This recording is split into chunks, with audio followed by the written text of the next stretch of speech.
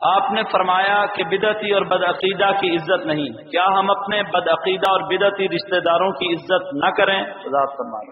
ان کے ساتھ تعلق ہو رشتہ داری کی حد تک، ماں ہیں باپ ہیں، اگر بدعت میں ملوث ہیں تو ماں باپ کا اکرام ہے، اور رشتہ دار ہیں بدعت میں ملوث ہیں، اس رشتے کی حد تک ان کا اکرام ہو، ان کو آپ بلائیں ملائیں، ساتھ ملیں، اور ساتھ ساتھ نیت یہ کار فرماؤ کہ اس تعلق میں ان کو دعوت دی جائے، ان کو سمجھایا جائے، تو اس طرح ان کا اکرام درست ہے۔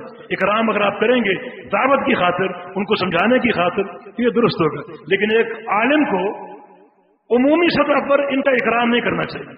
اگر عمومی سطح پر اسٹیج پر ان کو بٹھائے گا، ان کا اکرام کرے گا، تو یہ لوگوں کو دھوکہ ہوگا، لوگ سمجھیں گے یہ بھی درست ہے۔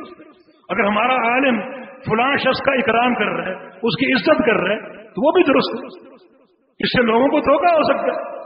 اگر ایسا اکرام کرنا ہو، ان کو گھر بلا لیں، بٹھائیں، چائے پلائیں، کھانا کھلائیں، ان کو دعوت دیں، جہاں کوئی دیکھ نہیں رہا، مگر عمومی مظاہر میں یہ بات خطرناک ہو سکتی ہے اور لوگ اسے گمراہ ہو سکتے ہیں۔